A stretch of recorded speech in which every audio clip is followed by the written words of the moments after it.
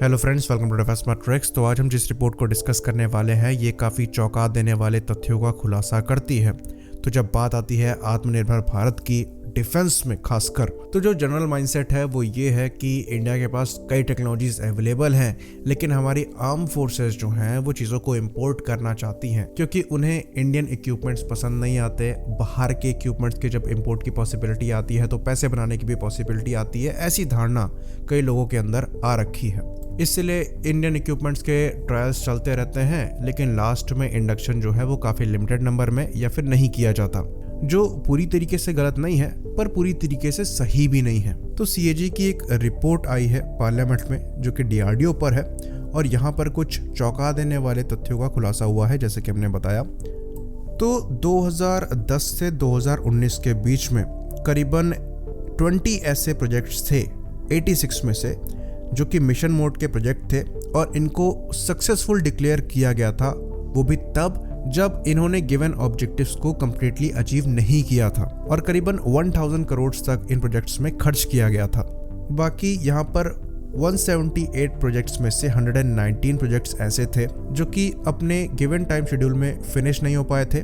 साथ ही साथ इनमें से 49 ऐसे प्रोजेक्ट्स थे जिनमें टाइमलाइन को 100% तक इंक्रीज किया गया था, यानी कि जो एक्चुअल टाइमलाइन रखी गई थी उससे 100% जंप यहाँ पर देखा गया था।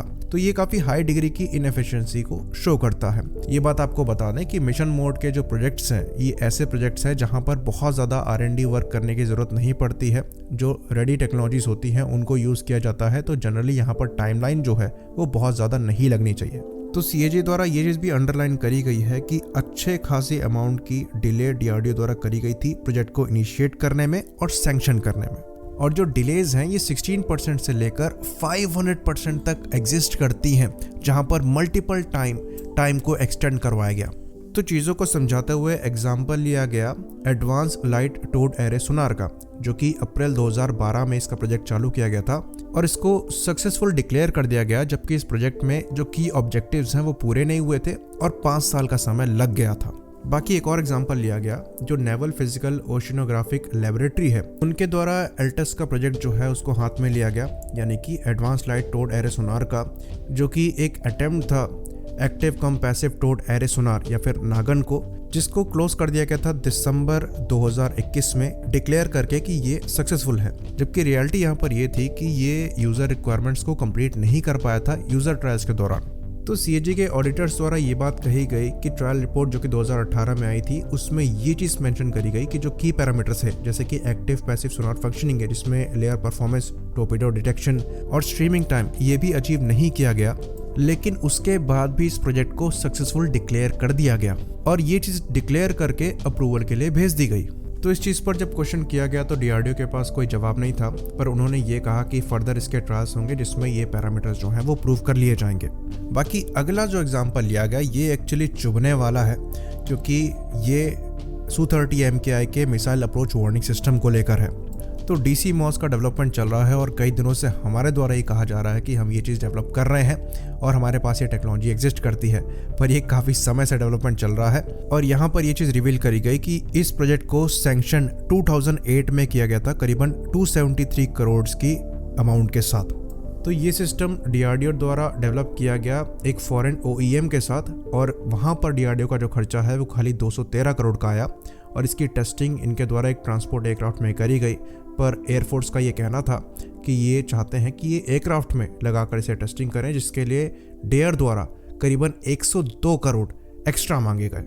बाकी 2010 से 2019 के बीच में डीआरडीओ द्वारा करीबन 103 मिशन मोड प्रोजेक्ट्स को अंडरटेक किया गया, जो कि ऑलरेडी अवेलेबल टेक्नोलॉजीज पर बेस्ड थे, जिसमें गलतियों की वजह से जो खर्चा है वो करीबन 2505 करोड़ का पड़ा।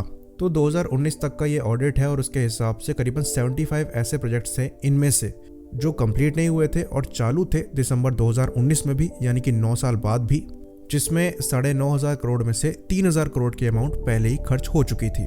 तो सीएजी द्वारा फ्रस्ट्रेशन दिखाई गई डीआरडीओ के प्रोजेक्ट मैनेजमेंट पर, और ये एक ही नहीं कई प्रोजेक्ट्स में सीएजी द्वारा नोट किया गया। तो बीच में कुछ रिपोर्ट्स आ रही थी कि इसरो के बिहाफ पर डीआरडीओ का जो मैनेजमेंट है उसको चेंज किया जा सकता है, और इस रिपोर्ट के बाद ऐसा लगता है कि इसकी बहुत आवश्यकता भी है। बाकी इस रिपोर्ट के आने के बाद से अब यहाँ पर ये सवाल उठता है कि हम जैसे मिलिट्रीज़ को हमेशा ब्लेम करते थे कि इंडिजिनस टेक्नोलॉजीज़ होने के बाद भी ट्रायल्स ही होते जाते हैं और इनको सर्विस में इंडक्ट नहीं किया जाता है, तो मिलिट्री की ही यहाँ पर गलती है कि वो लेना नहीं चाहते। पर अब दूसरी पिक्चर भी यहाँ पर दिखाई दे रही है। तो क्योंकि यहाँ पर DRDO की मोनोपोली है, भले ही दूसरी कंपनीज चीज़ों को मैन्युफैक्चर करें, पर की टेक्नोलॉजीज DRDO द्वारा ही डेवलप करी जाती हैं, उनकी लैब्स द्वारा डेवलप करी जाती हैं। पर अगर वहाँ पर ऐसी इनएफिशिएंसी दिखाई देगी और वहाँ इस तरीके से चीज़ों को सक्सेसफुल बताया जाएगा जो कि अपने ट्रायल्स फेल कर चुकी हैं, तो डेफिनेटली सवाल उठना लाजमी है। आई होप इन्फॉर्मेशन यहाँ पर पूरी हुई हो। इसी बात पर हम इस वीडियो को ख़त्म करेंगे। लाइक करिए, सब्सक्राइब करिए। जय हिंद।